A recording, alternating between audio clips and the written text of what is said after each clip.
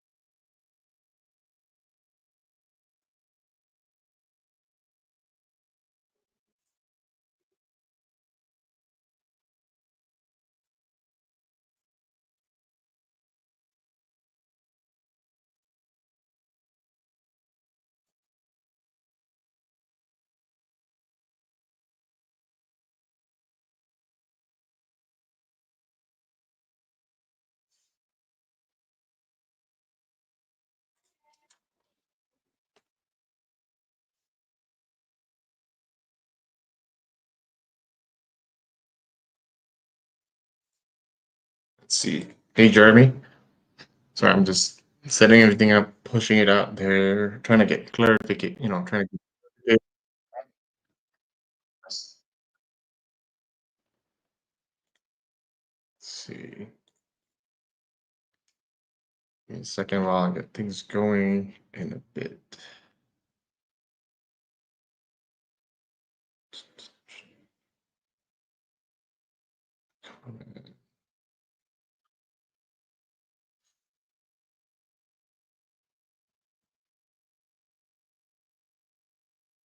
Connection's fairly good.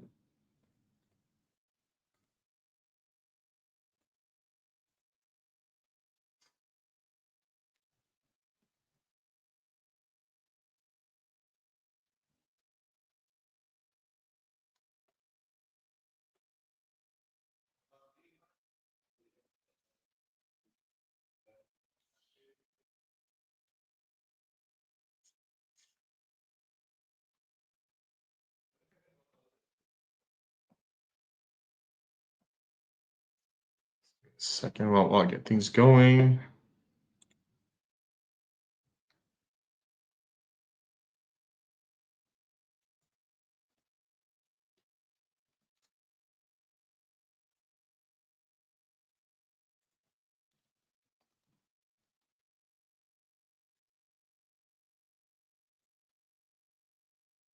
Studio.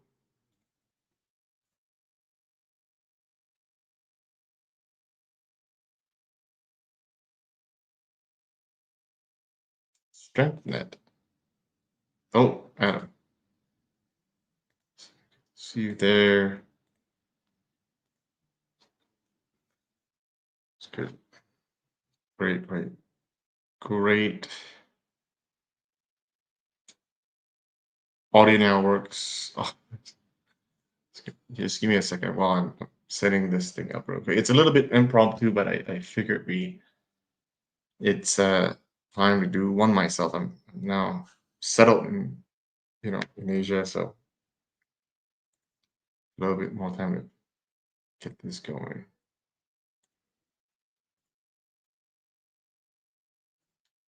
First, should we restream this on our company channel? Maybe not. Maybe not. Or maybe we do.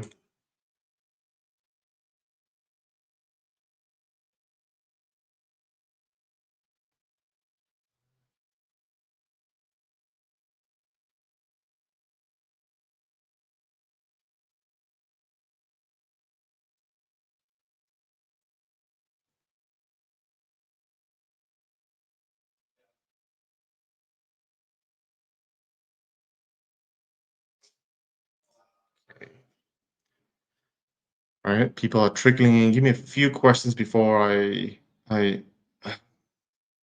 the reason why we couldn't well, we're not putting on the main channel because I want it to be a little bit more casual. I could just answer any questions without fearing that the we're trying to go broadcast. We're trying to go on stream. One of those streaming platforms. And if we are just debating about things and there's a little bit of argument within the chat, it might not look very good for us. So I'm just trying to keep it a little bit more professional on the main channel. While this one it's a more relaxed version where I can just barely wake up in Asia and answer questions. So that's kind of what I'm thinking. Yeah, give us a couple of seconds, couple of minutes to get people coming in. I don't. Uh, sure, if it goes viral, it goes viral. But my main point is to answer everybody's question as open as I can, and you know, and let the public, you know our side of the story. JS, yeah, I mean, I'm here safe and sound, no hiccups whatsoever. It's just a really long trip. I mean, the flight from San Francisco to Singapore was on the air. It was 16 hours and 20 minutes. Oof. And that's just in the air. Talk about the setup time and the deboarding time. That's 17 hours on small little plane. But I was there with my whole family. So, I've been kind of neglecting them a little bit, traveling all around the world for events. And, I need to spend some time with my family as much as I can. Um, one day, one day, they'll come to one of the events and they'll love it. Mhm. Hi, Nagra BG.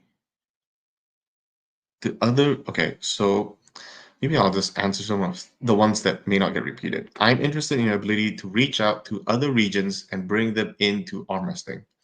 Excited for it. So, well, thank you first and foremost.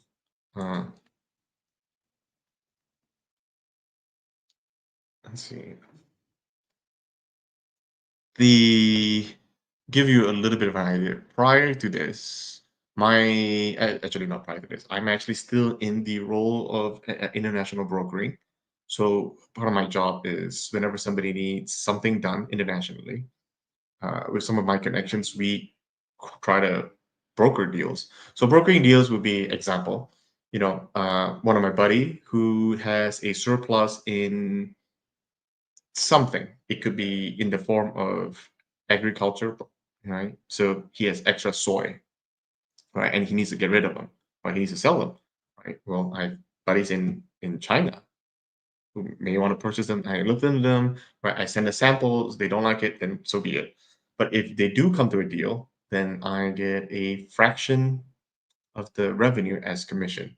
So over the years, I've been doing this for a while now. It started, I was doing petroleum products, and it all obviously merged and grew into a whole bunch of different industries. Not just petroleum products. It could be metallurgy stuff, metal ores. I have. been able to grow my connections there, right? And over time, for instance, whenever we have a deal in a questionable country, you know, uh, maybe parts of Africa and whatnot, I require assistance from the government, right? So I'll hit up either my local senator or whatnot, and they'll hit up the ambassador there to help take care of my my needs, to potentially vet it, potentially to mediate things. So that's kind of how my role is. Like I travel a lot for work. I have a lot of connections in the Middle East. Some of them are my business partners, and using that, I was able to try and connect and see how we can grow the sport, not just in North America, where Robert is really capable in because he's been doing this for decades. He has all the connections in North America. But I'm also looking into like India and obviously everybody knows I'm in Malaysia now.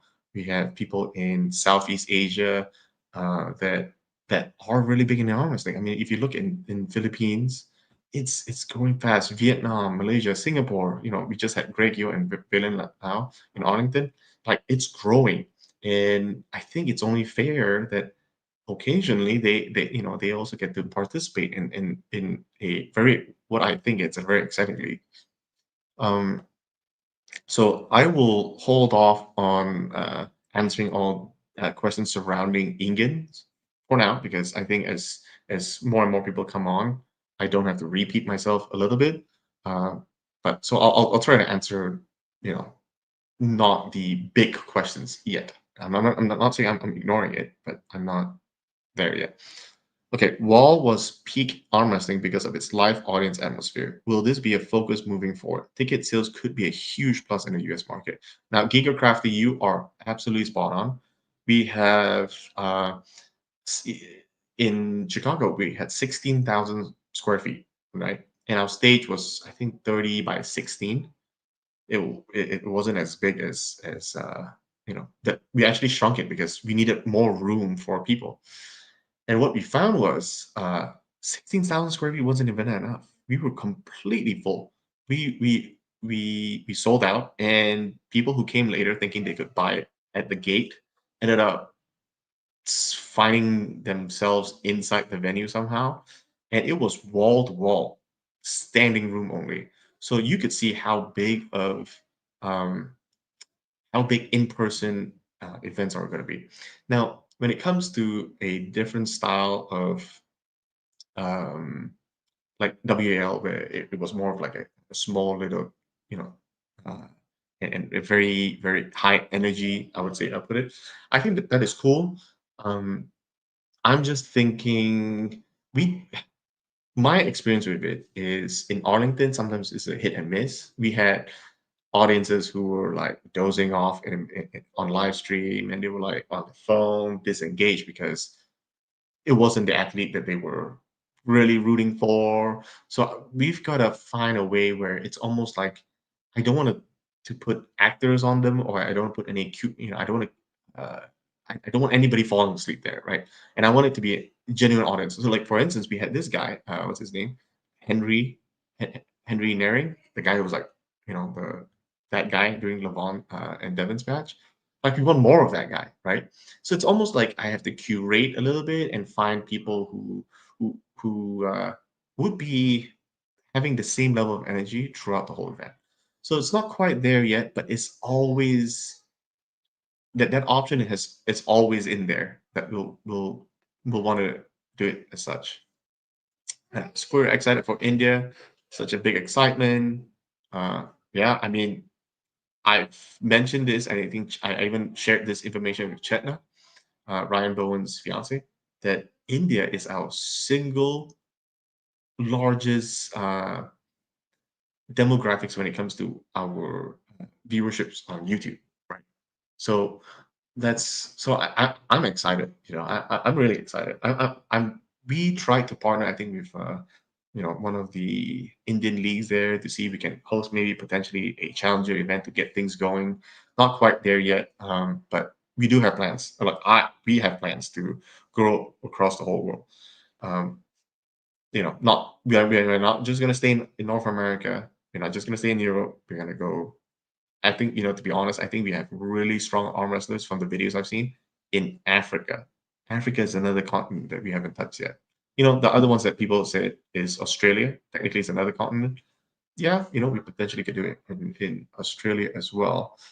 Um, um, Obelisk, maybe you want to explain what I was saying otherwise. Travis Bajan floated the idea of having separate commentators for live versus streaming audience. Um,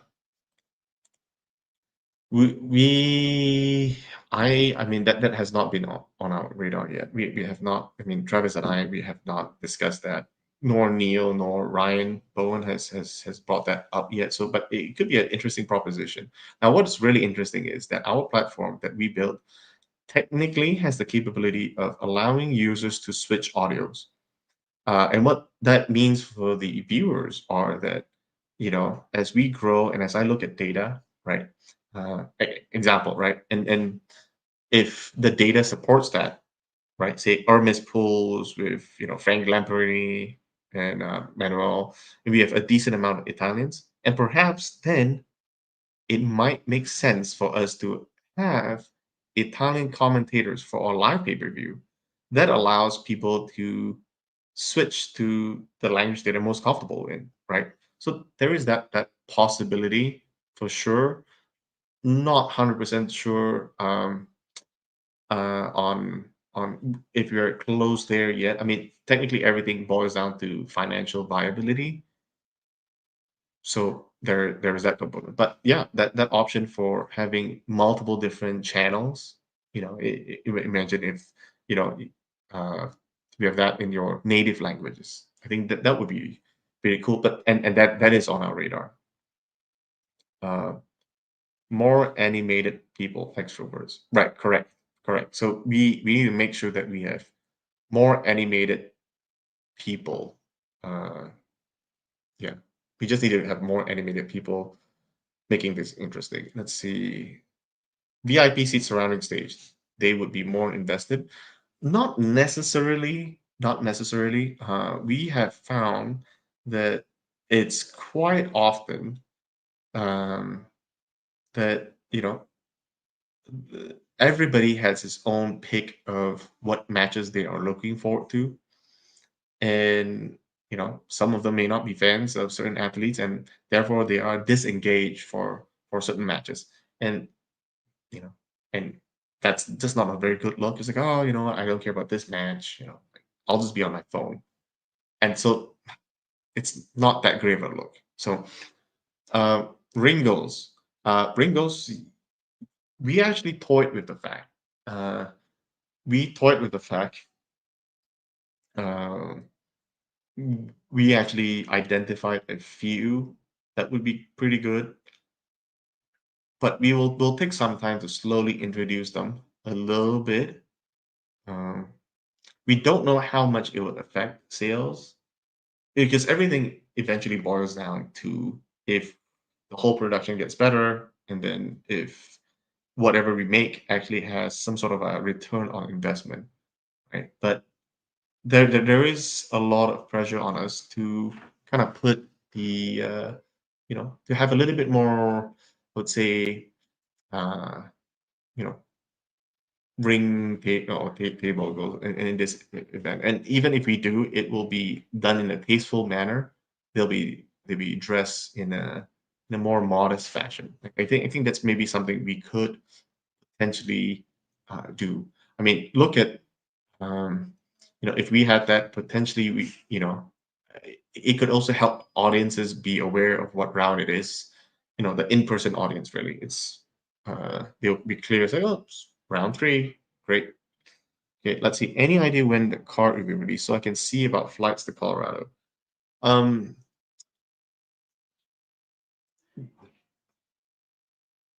l- MC, get back to me on the when the cards will be released because it there is a thing that we are working on that I think everybody would be put to ease when they find out about that, and that also determines the card choices, and that's going to be really, really.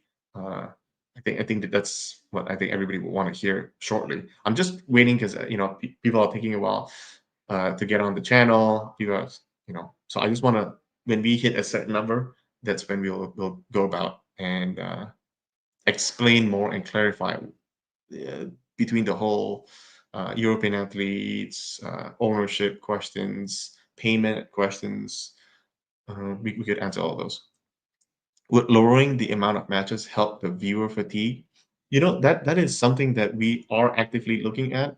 Now, to be fair as well, and I think uh, what we are actively trying to do is we're looking at this way where we can split it where it's the like UFC, we have the preliminary matches, and then we will have the pay-per-view matches, and it'll be in a very distinct start time, right? So we know, for instance, right, if we said from noon to 4 p.m., it's when we'll have our first six matches, and those will be free on our YouTube channel, and then from 4 p.m. onwards, it's the pay. We'll switch over to pay-per-view. Now, the quality of production will be identical. They use the same stage, no changes whatsoever. But one thing could really help us out with is first, people are a little bit more tolerant on our YouTube channels. If there should ever be a streaming error, um, but more importantly, this also helps us get people hyped up and excited for our main event, right? So that's kind of how we are trying to do that.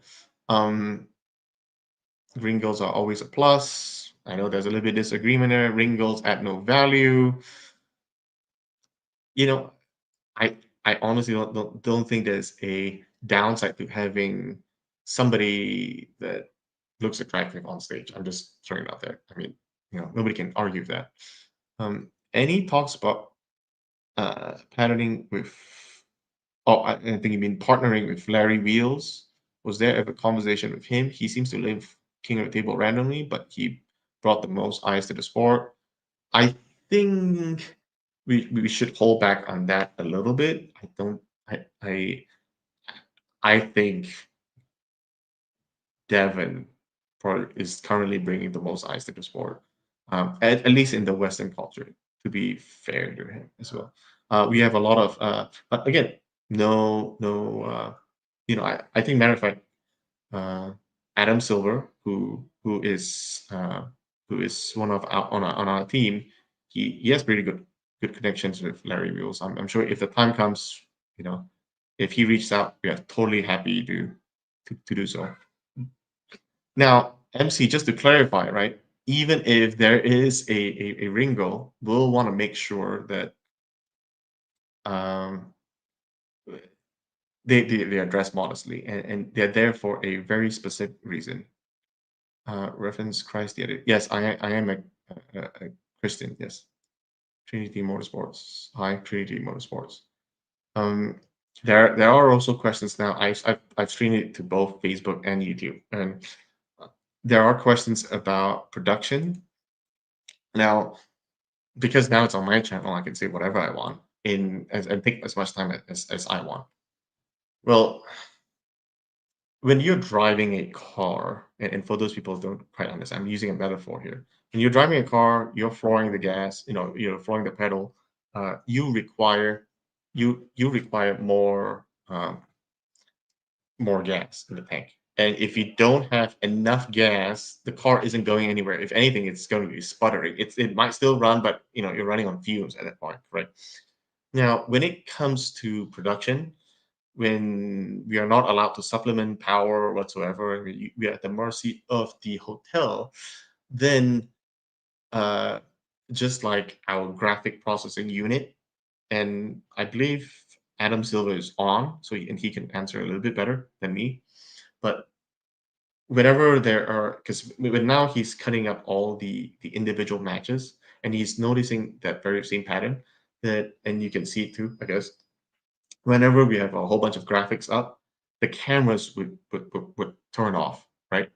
Um, and that is a problem, right? Because the graphics processing unit from the computer system starts pulling more power, which thereby isolating and drawing power away from another piece of equipment, and that's causing a lot of glitches. And so, when glitches happen, they're fixing things on the fly. The small, individual equipments are failing. Um, that was a big problem. Now, hindsight's 2020. Yeah, we should always figure out to get as much power we need. We should do the math behind that, and we should obviously figure out an alternative. If generators were not allowed, what was the other alternative? Maybe running, a power extension cord from other rooms. I don't know. Again, I'm not the production guy who hooks everything up, but what we do know is going forward, before we go to any venue, we have to make sure power is now also a thing of that we have to question. Will the rules be published in the website? That's a great thing. Yes, to be honest, there's a lot of things that we need to publish on the website. We just haven't got the time to do so yet. And I'm shouting out right now, if anybody is capable of helping us with potentially, helping us some WordPress things. That's how our main website is being ran. It's being powered by WordPress. Feel free to come and help us out, because I need we need more help. And I'm trying not to um, hire people who aren't fans of arm wrestling, because when they don't understand arm wrestling as much, or they don't have very much love of arm wrestling. So maybe that's a better one. If they don't have passion for arm wrestling, they may not need to know a lot, but if they have passion, they will end up knowing a lot. Like, you can see this fellow Drew. I know there were some comments about Drew, and but if you look at Drew, like, this guy is obviously a new guy who doesn't really know very much about arm wrestling, but you could feel his passion and energy, and you could feel like he's now almost neck deep into arm wrestling, and he's doing whatever he can to make sure he's caught up with all the arm wrestling related things. And just with that, you can feel he'll with the passion, he'll get it done. So same thing with, like, anybody we hire. We want to make sure that these guys aren't in it just for a paycheck. They need to also love arm wrestling. They don't need to know everything, but I mean, just like myself, like, I don't know everything about arm wrestling. I probably don't even know 1% of what Inget does. Knows. He knows an insane amount, but I think it's hard to argue that, well, Dexter doesn't like arm wrestling and he's in it for the money, because that's far from the truth, because I'm literally doing this every single day, spending more than 15 hours a day just arm wrestling stuff. Well, maybe 12. Uh, but so you can see I'm doing everything I can to understand arm wrestling. And so if you know anybody who is into arm wrestling, please help me. Please reach out to me if they can help us with our website. And yeah, we'll make it transparent. I'll put the rules out there, and I'll put everything out there so people can reference the rules and say, hey, Mr. Ref, you guys screwed up, because based on rule section whatever, that's not what it is. We actually I we kind of put something together already, and it's the core rules comes from WAF, right? And then we made slight adjustments. So slight adjustments are made to make it a little bit easier on the viewers. So from my understanding, for instance, like, a slight disconnect of your elbow from the elbow pad that does not gain them any advantage will not be called a foul, and the match will not be stopped, right? So that's something that they deviate from WAF, because if it's just like this, it's not a big deal, but if it's like this, then it's a big deal.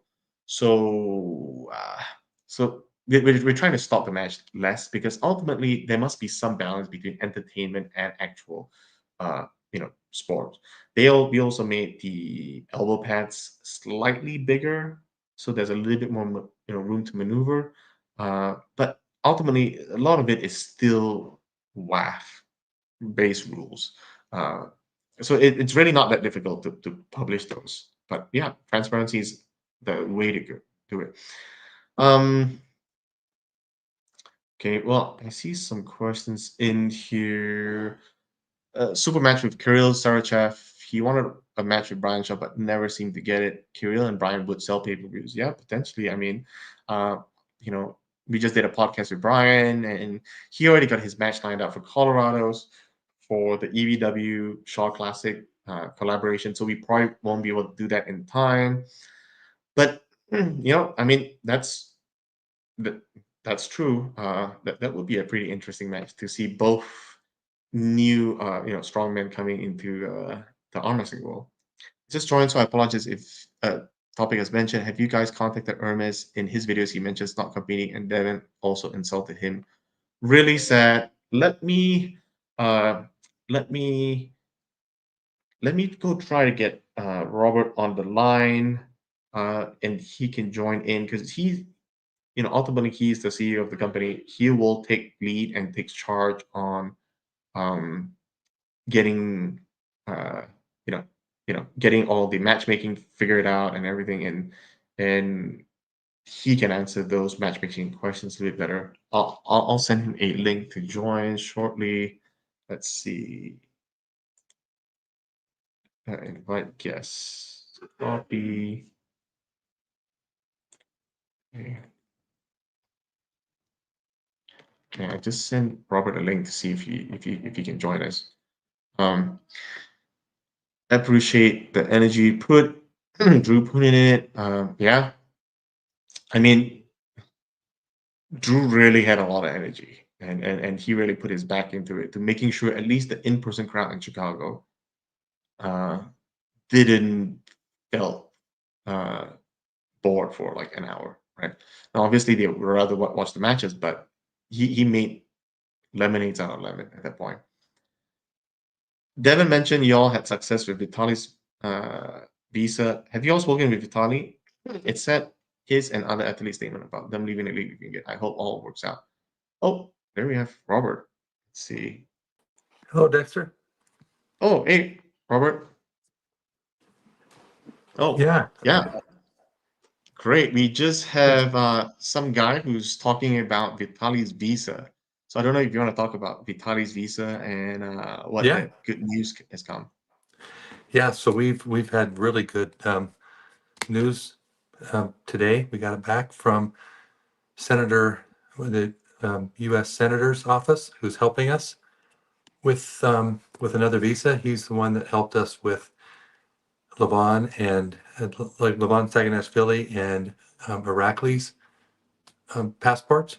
That the Georgian embassy, the U.S. embassy in Georgia, was closed indefinitely. There was no date for reopening, and they weren't going to be able to come to Chicago. So I got a hold of our senator friend here, Mike Lee, and he actually pushed it through quickly and got them in. So that kind of saved the day for Chicago. And then I asked them on Monday, I got back from Chicago, if they could help us with Vitali's visa.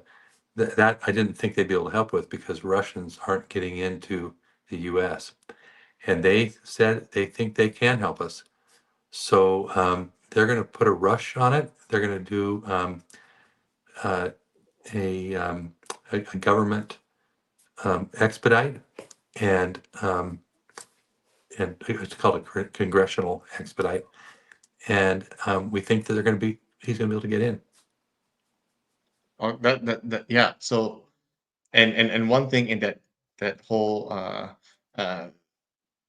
the very cool part about it was one of the staff member from Senator Mike Lee's office is an arm wrestling fan, and he's totally a big fan of Levon as well. Yeah, So we you lucked know, out. Yep. yeah, we kind of lucked out because we had somebody within the staff members, and to be clear, the senator does have the right. And he will direct his team, but it is a lot easier when one of the team members already know about arm wrestling. So that's kind of something that we lucked out. The other thing is somebody's asking, and maybe you want to talk about it. Is it true that Devon owns a part of EVW Sports? No, it's not true. He doesn't own. Um, he is not an owner of EVW Sports.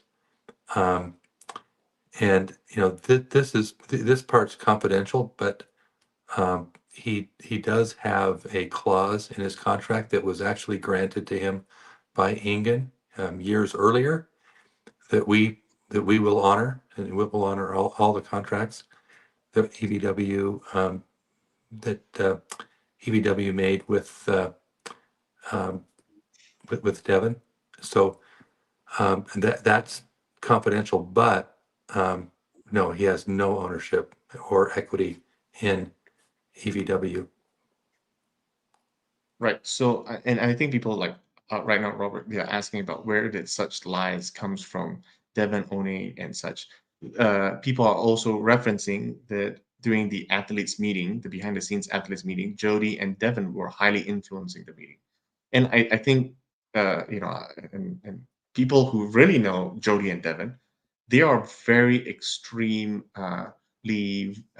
extroverts. They speak their mind, and that's who Yeah, they are. I mean, nobody yeah, can that really knows them. You look how they are in real life. They are big personalities, so it's only common and it's only natural for them to be, you know, speaking their minds in a more, you know, in a more grand manner at the meeting. But no, I mean, Robert clearly just mentioned that there was not in any way, shape, or form that they own equity and have any controlling rights within the company right now.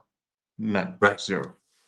Yeah. Zero. So yeah, as far as the meeting goes, that comment, I actually conducted the meeting after I made my announcements that Ingen had, was resigned. Um, he was over um, Chicago event, but he said after the Chicago event, um, I'm, I've resigned.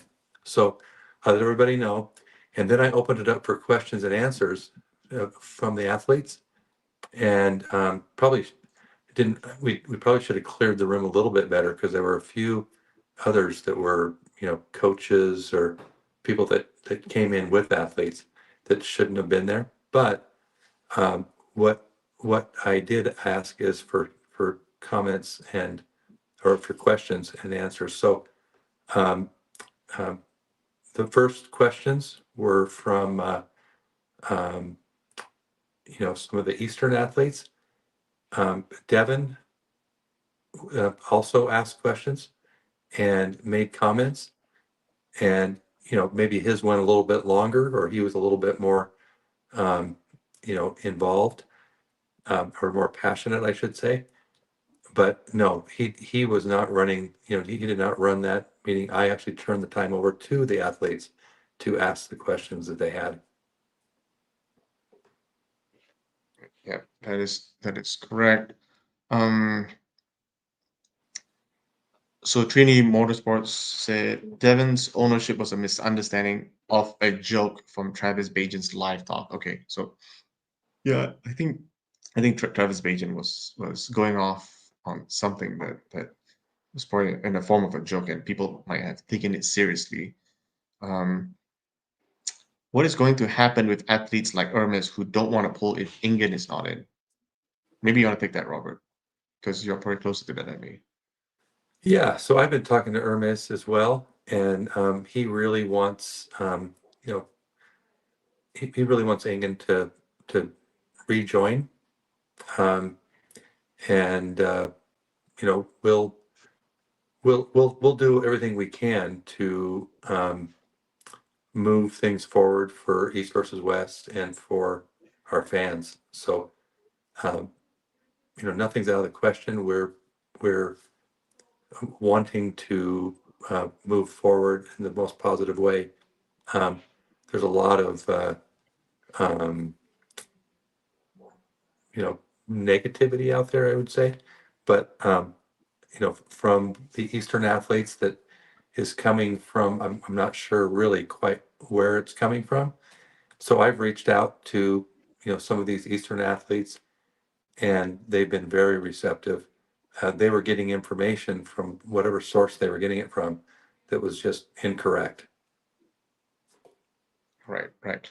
I and to be fair, I think there's a lot of talk right now about and it probably might have stemmed from Travis's joke, that Raw, Devon owns part of the company and therefore influencing the referees' calls, such as Alex Kodich's match. And I don't know, Robert, one of the first questions that I got before you hopped on was a question surrounding what happens now between Alex Kodecha and Devon, knowing that Christo, and I think with a little bit of support from Bill in his post, that they came out to admit that they made an error on that call.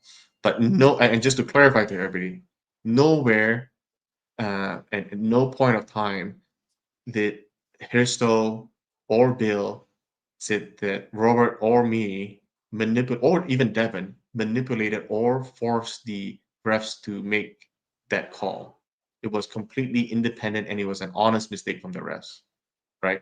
So what happens now with that match now that it's, that Crystal came up and said they admitted they made a mistake and they apologize? Well, that would be um, uh, that would be potentially a rematch. And I know I've talked to Devin today about it. I haven't talked to Alex Cordecha yet about it, but uh, Devin's willing to do the rematch, of course, uh, anytime. So if Alex is willing to do the rematch, I don't know. Did you talk to Alex Dexter? I haven't. I actually sent him a message after our meeting when I Hmm. first watched Crystal's video, and then we discussed that let's do a rematch because I think that's only fair to him. Uh, you know, so Yeah, I haven't got a chance yet. Maybe this is yeah, the first time Alex might be watching, and he'll be pleasantly surprised that yeah, you know.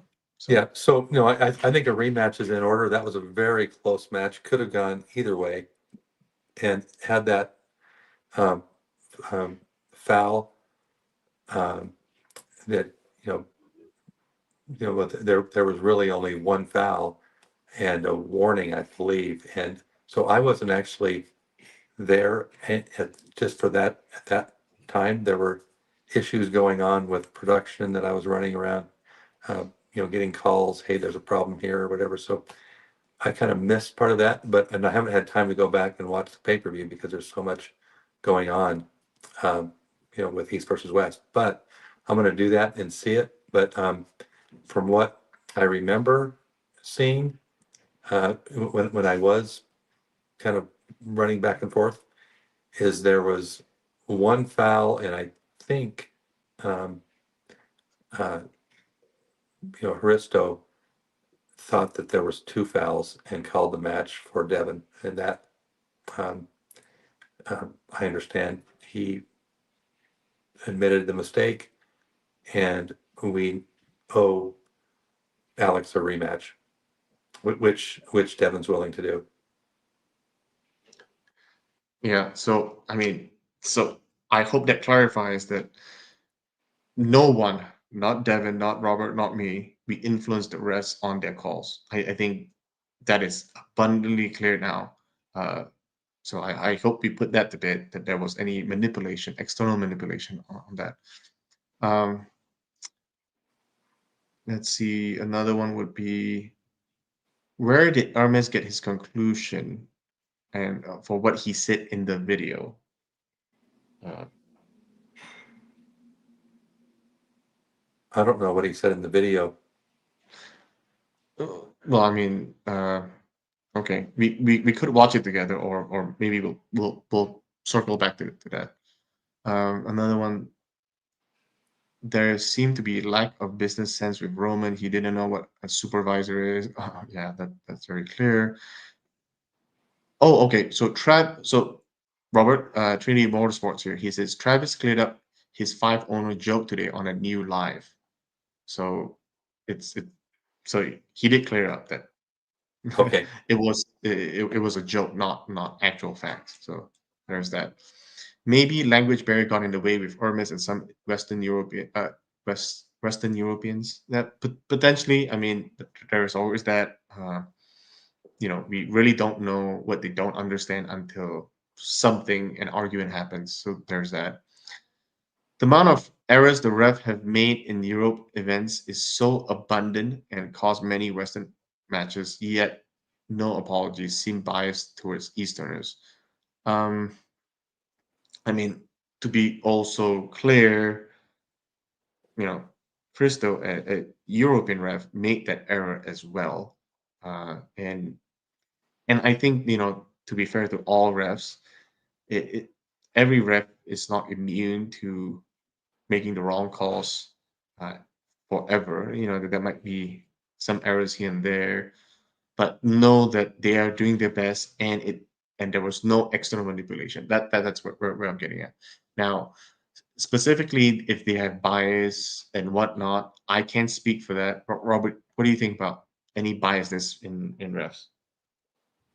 Well, I think Ing has done a great job of picking the refs. He's chosen all the refs from WAF, and they're top level refs. They're master referees, um, and they're you know I've seen that they're very um, they're very good at being um, unbiased toward the country. They're whatever country they're if they're from a similar or the same country, uh, you know they are still unbiased. Now we do a good job. Ingen has actually made sure a double check, actually, kind of a double confirmation that if a um, an athlete is from the same country as the ref, that they have another ref from another country, a different country, on the table. Really, um, really in charge of that match. The head ref. So that's the way Ingen has done it, and there's still going to be mistakes. I mean, refs are human, and that's part of it. But I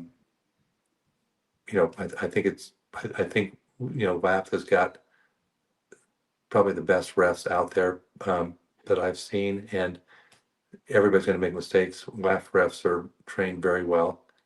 The master referees are trained even at a higher level. So, and then um, we've got, I mean, Hristo is a fantastic ref. I know he made a mistake on this, and he admitted that today. Um, but that's kind of the way it goes. I mean, we have to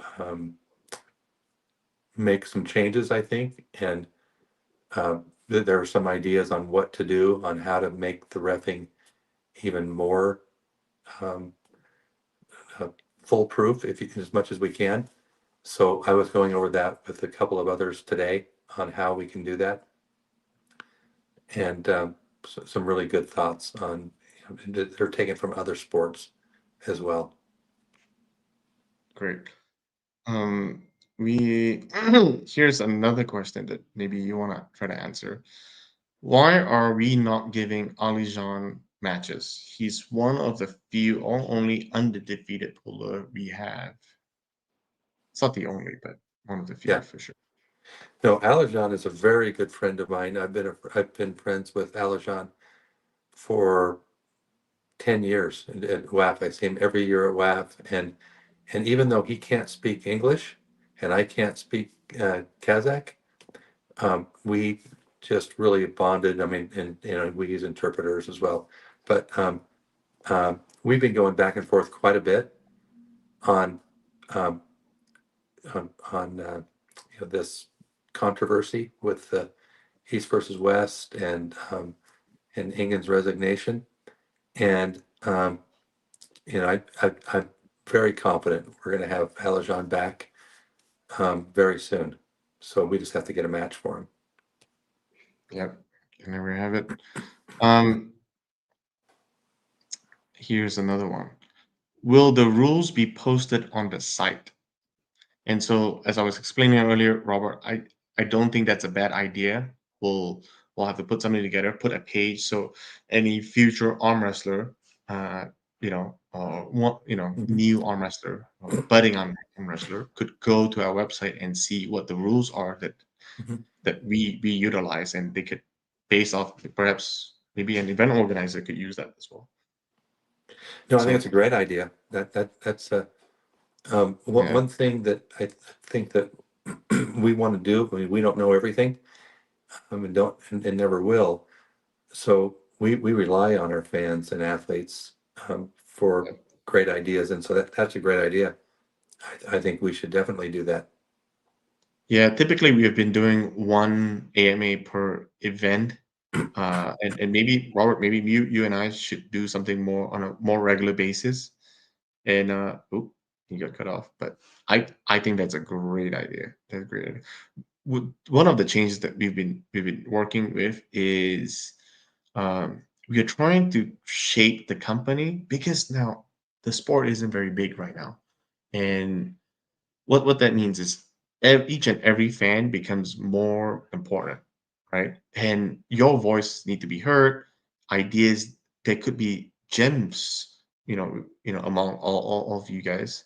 And if we do more of this kind of events, whereby we can reach out to you directly through this format, it may help us shape the company to what it needs to be in order to, like Robert says, take us to the next level, right?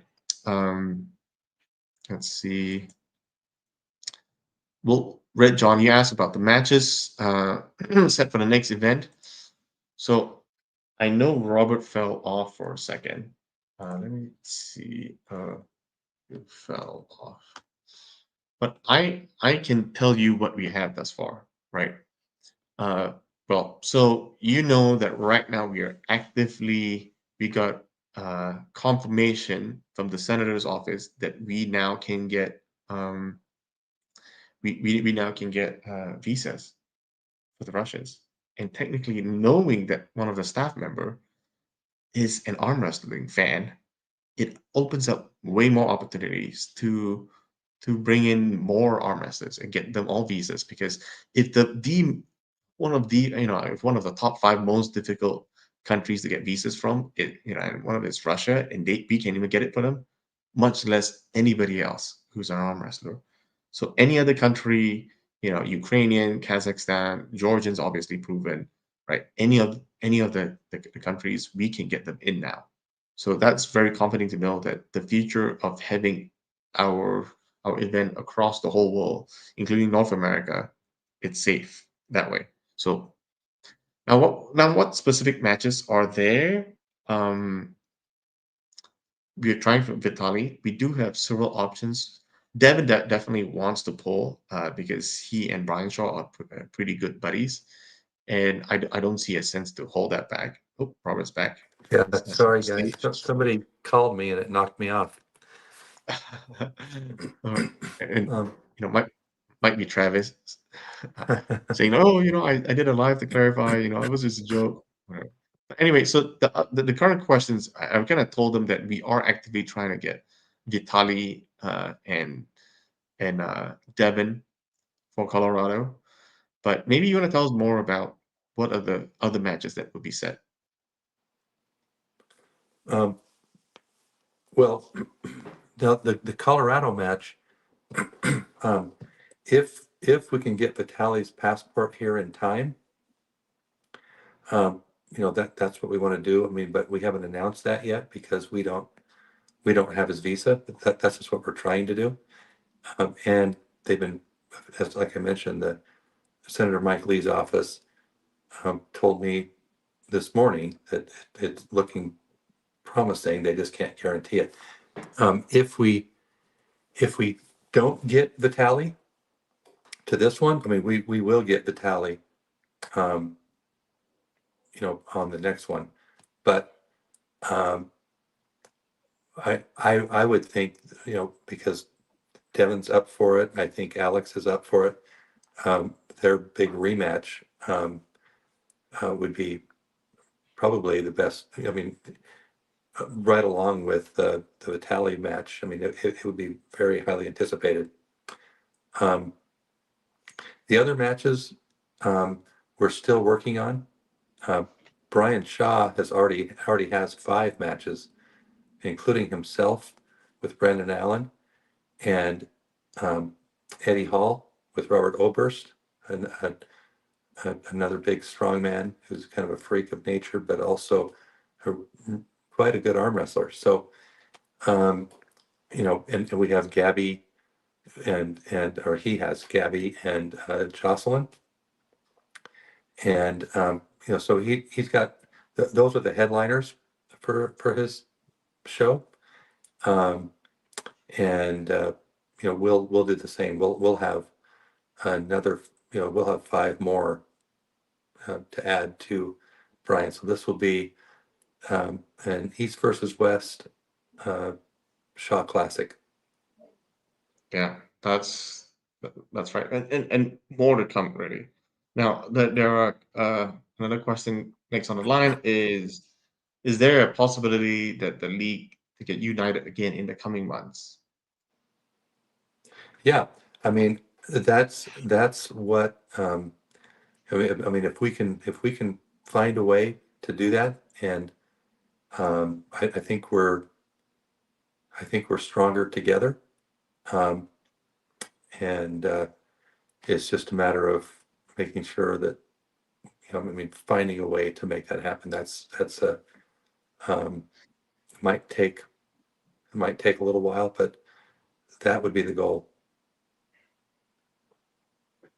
Okay. The next thing is everybody in the chat. They're they're kind of arguing a little bit about Ali Jean's request.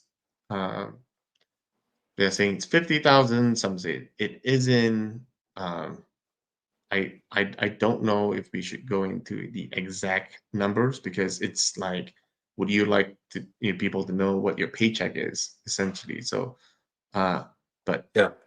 you just want to add something to it? Um, well, I mean, I can say that the $50,000 number is not correct. That's not what he asked for. Yeah, yeah. That's I think the extent will go, but no, it's not 50,000. Um, there are some people who's saying that there is a conspiracy. We don't want Allergen in the mix because he will dismantle Kudecha and Larratt's left. So, I think it Kalan's depends when. I think it depends on when um, Devon or Alex arm wrestle him, because um, Devon Devon seems to be moving up through the ranks very quickly, left-handed.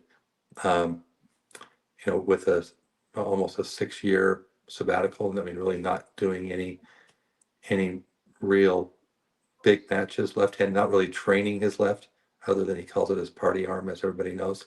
He doesn't really train it. Now he is training it, and he has been for months. So he's getting stronger. I think you know Devin will be ready if he continues to do well with the number. Well, he's now number 4, so and he's owed, or Alex is owed, a rematch against him, and then he'll need to make his way to the top if he Yep, can. that's what it is. Clerks 93 did talk about a rematch, and yes, there are strong intentions by Robert Baxter to have Alex and Devin pull again to kind of settle that because it is the matches was a lot closer than everybody thought. The next one was people are asking about Reichert to see if he'll come back, and I Yep, think yep, we love him. yep. Yeah. So I've already reached out to Rickard, and he is Hmm. very excited to come back and participate in the EVW Shaw Classic. Yep. Yep. He likes it. Okay, next one. Um, since the visa is in the mix, have either of you talked with Vitali? And is he coming? Uh, I think, and Robert, you can chime in. From my understanding, we haven't personally yet, but we've allowed Devon to reach out to Vitali directly and let him know of the good news that that we have a visa ready. We just need him to get to the embassy and do an interview. It's more of a formality at that point. So we Yeah, need to with arrange. the yeah, because we have the senators' help on this, just like we did with Levon and Irakli for Chicago, go through very, we think, very quickly. Russia is the hardest country right now. I mean, maybe Iran now is probably harder, but it is one of the very toughest countries to get visas into the United States. Um, I didn't think we'd be able to do it, but yeah, it looks like we will be able to do it. It's a matter of can we do it in time? Um, but the good news is that we will be able to get Russians, it looks like, into the U.S., not just the tally, but the others. And Yep, then yep. Ukraine is also tough right now, um, and that'll be even easier, it looks like. Okay. Robert, there's another question about the planning for a venue. When then was the venue and date changed, knowing it would have a ripple effect on the athletes who were already preparing based on the original plan? So yeah, the date um, is 2 weeks, roughly 2 weeks, 13 days um, later than what was planned before, um, and we'll just get all the athletes that we can. I Um, I think they were specifically asking if we knew about Azerbaijan, why did we change it, knowing that it would wreck all the athletes who couldn't come?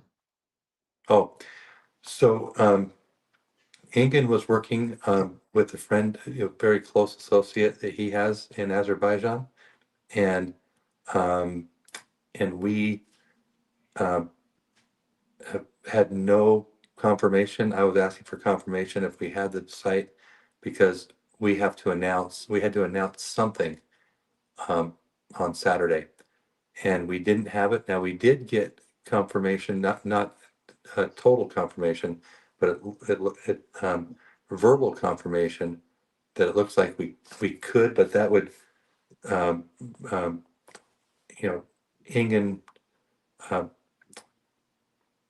didn't want to move forward with that uh, with his resignation. So um, that's something that I was talking to Ingen about today to see if we can um, you know keep that together. Um, and so there is a possibility that we can do something there. Um, it would be 2 weeks apart from our Colorado event. Um, so that's another thing we're working on. But we didn't have the venue secured, and I don't know why um, there was no communication back to me as I was asking, do we have it? And then um, we went ahead with the EVW Shot Classic to make sure we had an event. Um, and we'll get athletes that we can here for that event, Okay. Yep. or That's and that's up in the air. So or we will perhaps have two events, one in the U.S. and one in Azerbaijan, 2 weeks apart. yeah. I don't think the fans would necessarily be upset with more arm wrestling. So we have that. The next one is from Sam. He's asking, have we considered giving athletes a percentage of revenue instead of a flat rate so events always cover the cost? Yeah, I've actually thought of that, and we- um, we would have to go back to the athletes and see which one. We couldn't force that at this point with the contracted athletes, but we could offer them a choice. And so, um, I have thought quite a bit about that. Um, and it could be better for certain athletes, um, going that route. So I think, going forward, that's a great idea. Yeah, yeah, that is great. I really probably should push that a little bit more. So I know a lot of athletes, they do play a big role in helping us do with our promotions, and maybe if we switch this model, we win, they win as well. But so Sam, that's a pretty decent one. The other one is somebody's asking about Levon beating Hermes and Devon. And I mean, technically, okay, this pure speculation. It has nothing to do with Robert Baxter, but or any of the management team. It's more Devon's still in the United States. If he hangs out a little bit longer, he could stay here till EVW Shaw Classic version and pull that. Yeah, yeah, that is a possibility if Vitali can't get his visa, or if we can't get Vitali's visa in time. We have talked about that, um, but I haven't reached out to Levon about it, the possibility, because it's a little premature right now. But that would be. But I did ask Devon if that were to happen, would he be open to it? And of course, Devon, being Devon, he won't refuse a challenge. So he said yes. I'm not really, you know, necessarily ready for that right now, but neither is Levon. So as far as his training goes, so um, I think that'd be great. I mean, it'd be, I'd like to see um, next summer, like a year from now, I'd like to see them pull when Devin is more ready for Levon. But he thinks he'll take the challenge right now if it's offered to him. Yeah, Devin doesn't really back down from from a match. I've No, never seen him say no. I mean, to dare no, to even say a statement like that if Levon's ready, I'm ready. Not ready, ready, but I'll do it. yeah, But um, the other one that people are talking about is Schoolboy versus Riker. yeah, and that's He and actually that's reached out to us. He actually reached out to us today. yeah, So very yeah, possible. Very, yeah. very possible. That's very very possible. Um, you know, I'm looking at several different options for Rickard. I mean, we're going to have Rickard on the card. We just don't know who he's going to be pulling. Right. Yeah. Another one again, same question about was the location for August confirmed for Azerbaijan or operating on rumor? I think Robert already mentioned and answered that.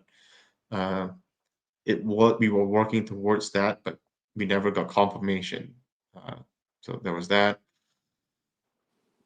Mm, there's a lot of support for you, Robert. Everybody's loving you on the chat.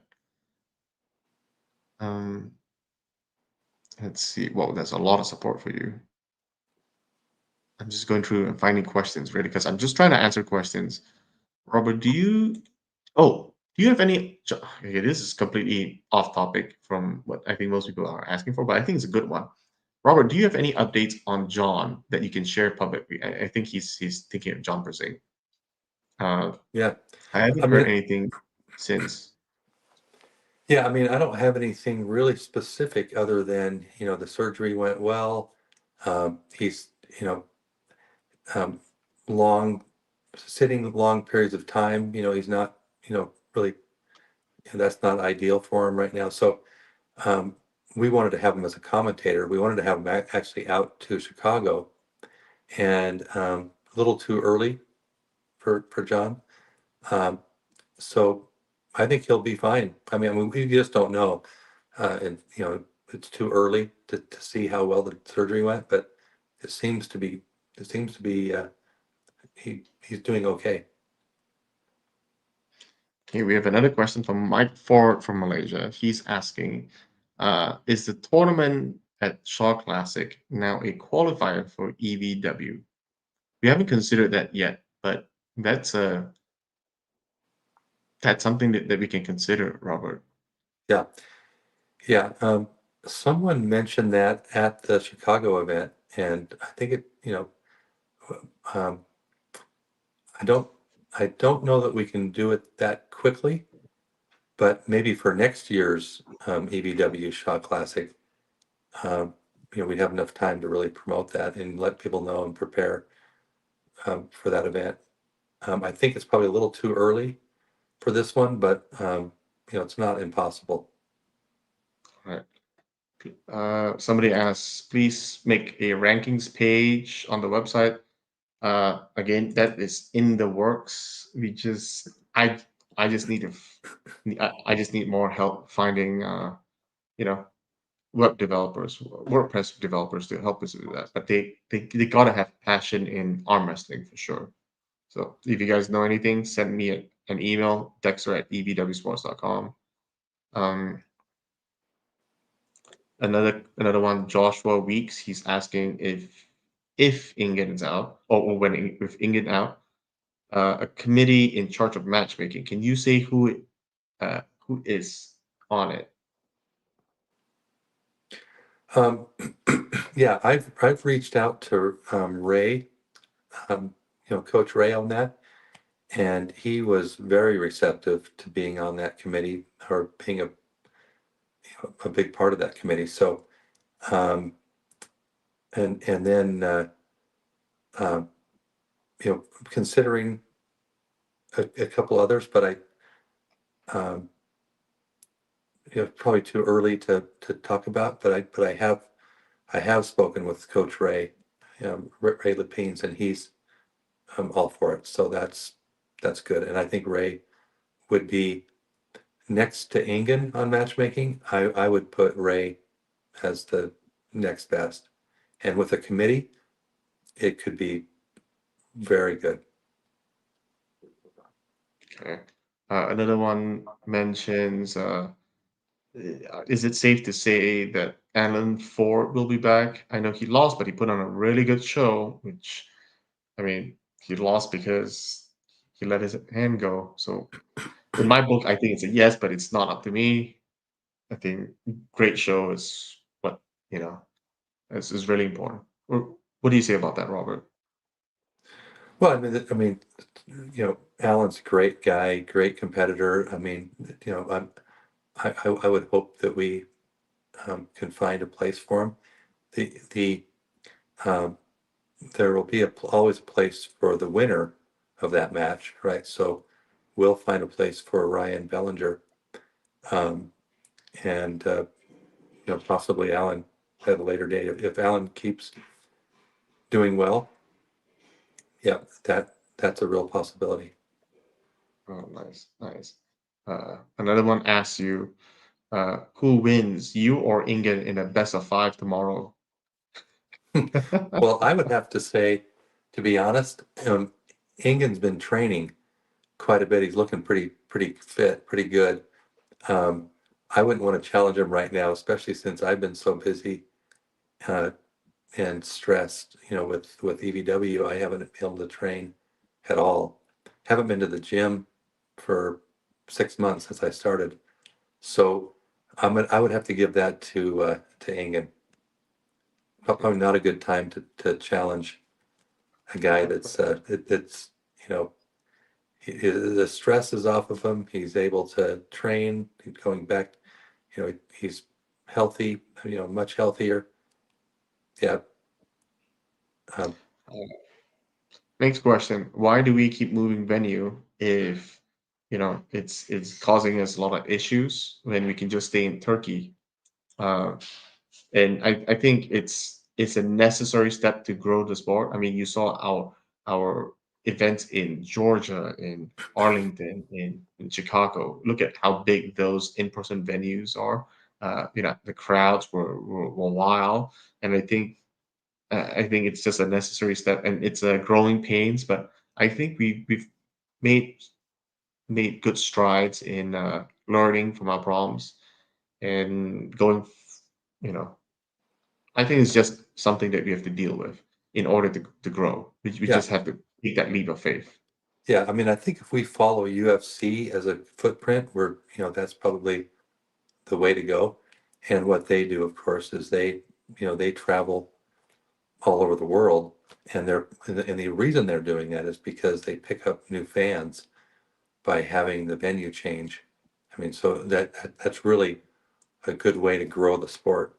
I mean, fans that would normally, or people that would normally not attend an event, um, they come, and like Chicago, um, they loved it. I didn't talk to one person who didn't just think it was fantastic, despite the power outage for a while. I mean, that was a negative for them, but they loved it. They said it was electric. It was like, I mean, it was just packed, standing room only. Um, you know, high intensity, great crowd.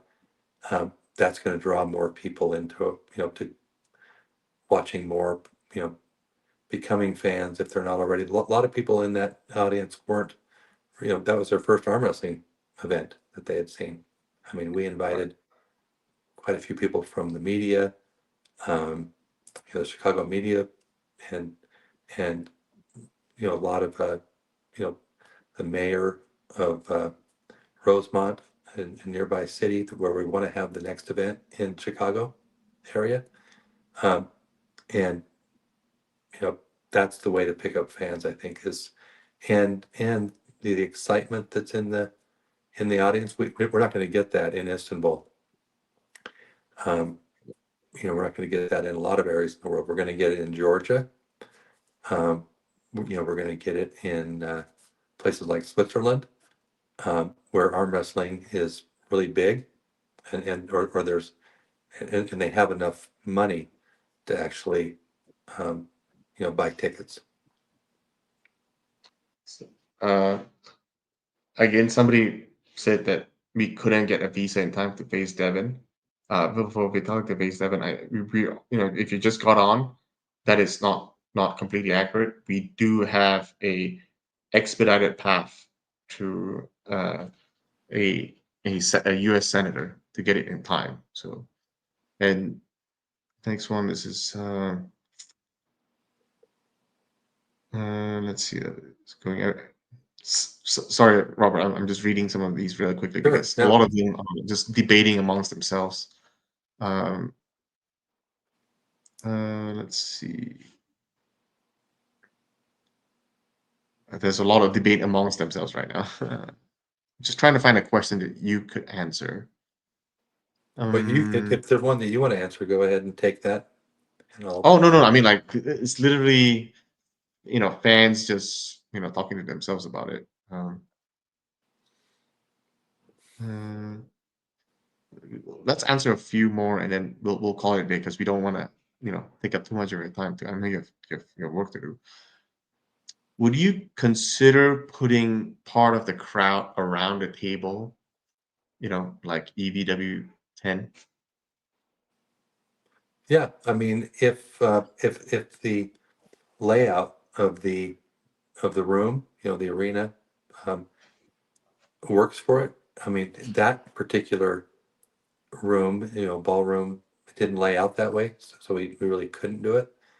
Um, but yeah, I mean, I would certainly consider it, um, wherever it makes sense and wherever it lays out well, like Yeah, Atlantic City this year.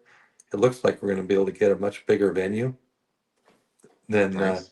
than the King of the Table 13, and um, and that venue lays out perfectly where the stage is actually in the middle, and the seating is on both sides and elevated actually. So pretty cool setup. Yeah, and we would take advantage of it there.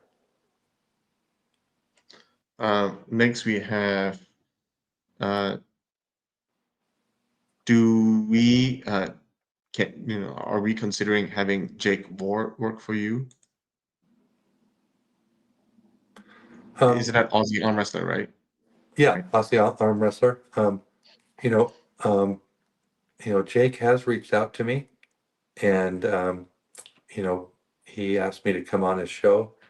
Um, I told him, we need to do our official, you know, podcasts or releases first, and I would reach back out to him. So that hasn't come up yet.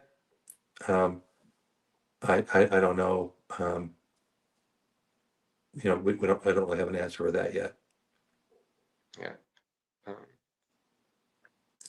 I mean, I guess I should say Neil is. I mean, he's our guy. If Neil couldn't make an event, um, we would have to find another announcer. So, but we wouldn't.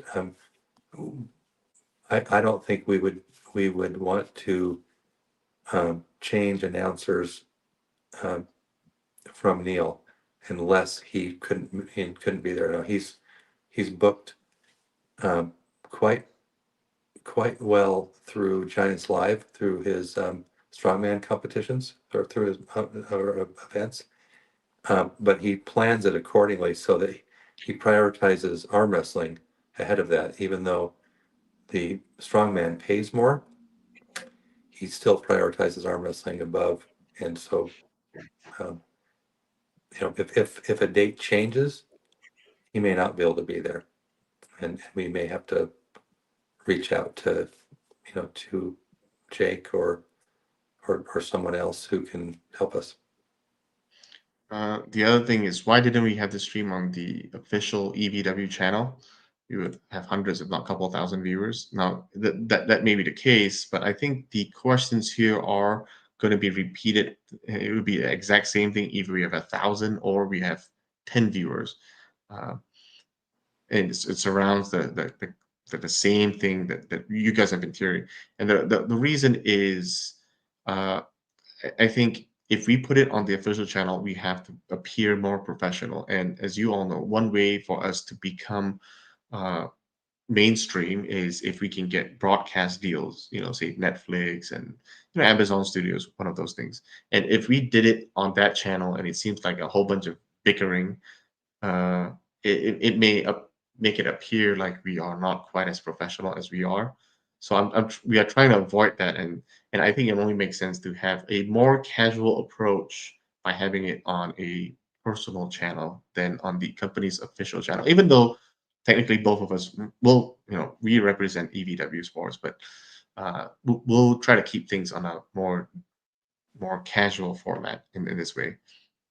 Um, Oh, Valen now is in the house. Are you planning on doing shorter shows with fewer matches? What would that mean the roster gets depleted? Is it still going to be a league format? Yeah, I mean, um, we would only do shorter matches, um, if we have to. So for the EVW Shaw Classic, they already had 5 matches. So, we'll add another 5 matches there. So normally we would have twice as many matches of our own athletes. Um, but we'll see what happens for the next event, and we may do more for the next event. Great. The other one would be, could there be a future event in China? And, you know, I think the whole arm wrestling community knows that I'm Chinese now, which, I'm proud of. My grandparents are from China. Not, I didn't grow up in China necessarily, but I do speak several different dialects of Chinese. And so, yes, you can see there is some biasness that I do want to grow the sport in Asia for sure. So I wouldn't rule that out. That there's absolutely maybe the only place I probably wouldn't hold an event is maybe North Korea or something, but but no. So there is definitely a a possibility that we'll hold something in China.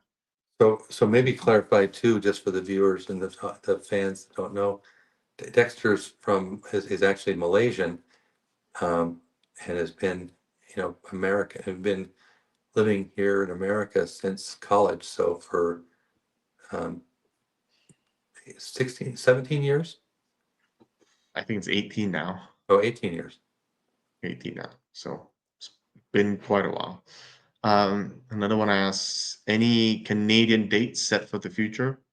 Have it at a hockey arena and a table in the middle with crowd all around. Yeah, we'd love to do an event in Canada, um, and Toronto.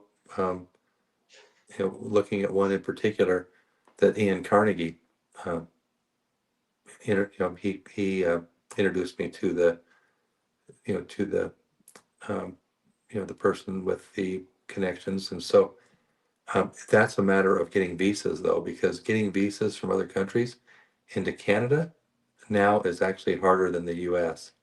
And the U.S. has actually gotten quite a bit harder because of the immigration policies have tightened up so much. So in Canada's even tighter. Yeah. Let's maybe wrap it up with this last question because it's an hour and a half now.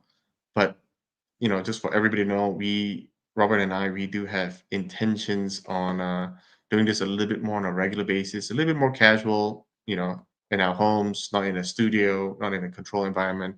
We'll just, meet the fans. Like it is almost like the meet the fans kind of session. Um, are we still planning to follow World Rankings League format? That one's, I think, a pretty easy yes. Uh, right, we're still using the rankings that Ingen has been using the whole time. We'll do the same thing. Um, yeah. When will the results from the predictions come back? Okay, so the prediction thing that we did, I think we had how many we had? Hold on. I'll need time to go through and figure everything out, but I think we have, I don't know, couple, like almost 1,000 maybe. So that'll be pretty cool. I'll put it all together. There are a couple of changes that I will make unilaterally, such as, well, Pablo's match. I'm voiding everything because Pablo was never on the card, so that whole line of question would be taken off. But that's you know. But I'll try to do it. I'll try to release it as soon as I can, and that one lucky fan who comes out on top gets a free flight and a VIP pass to an EVW event. So maybe I might see that lucky fan in August. Um, well, this is a really good question, Robert. And this one I think it's very critical that every fan needs to hear, right? Any possible chance that Ingen can join us again?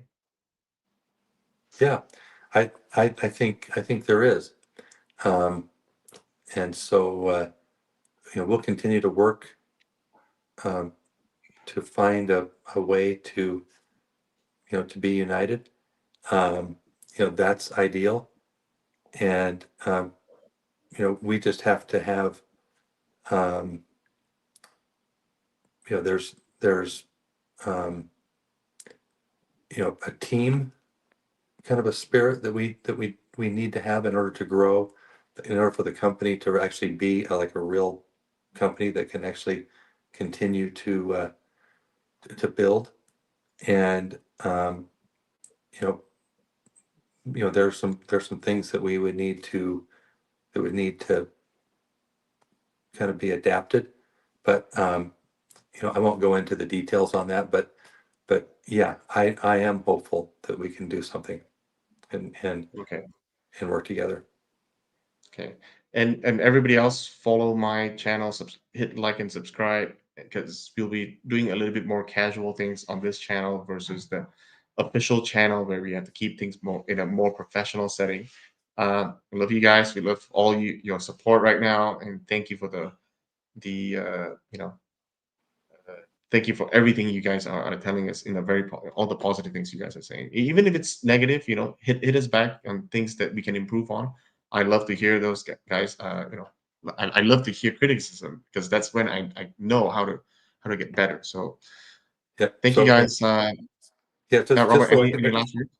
yeah, let me just reiterate. I'm just kind of just reiterate what you just said, Dexter. Is what we want at EVW is we want open dialogue. I mean, if you say something that's critical or I mean, that's actually a good thing.